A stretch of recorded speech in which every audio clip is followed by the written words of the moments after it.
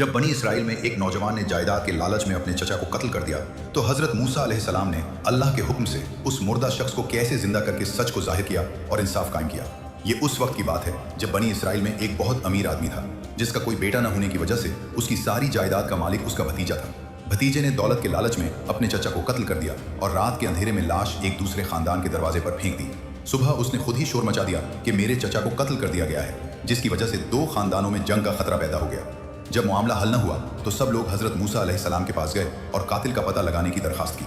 हजरत मूसा अलैहिस्सलाम ने अल्लाह से दुआ की तो अल्लाह ने हुक्म दिया कि एक गाय ज़िबह करो।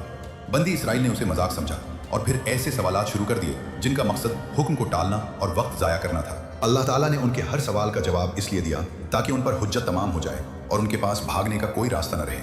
पहला सवाल यह था कि गाय की उम्र क्या हो। अल्लाह ने फरमाया कि वो ना बूढ़ी हो और न कम उम्र की हो बल्कि दरमियानी उम्र की हो। फिर उन्होंने रंग पूछा तो अल्लाह ने फरमाया कि उसका रंग गहरा चमकदार हो, जर्द हो, जो देखने वालों को खुश कर दे। उन्होंने फिर सवाल किया कि वो काम क्या करती हो।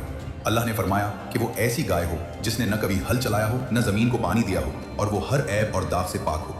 ये तमाम सवाल जवाब हज़रत मूसा अलैहिस्सलाम के जरिए किए गए, यानी कौम सवाल करती और हज़रत मूसा अलैहिस्सलाम अल्लाह से पूछकर उन्हें जवाब देते। बनी इसराइल ने उन सख्त शराइत की वजह से पूरी बस्ती छान मारी।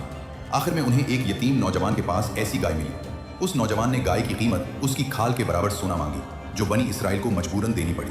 गाय ज़िबह करने के बाद अल्लाह ने हुक्म दिया कि इसका एक टुकड़ा कत्ल होने वाले शख्स के जिस्म पर मारो।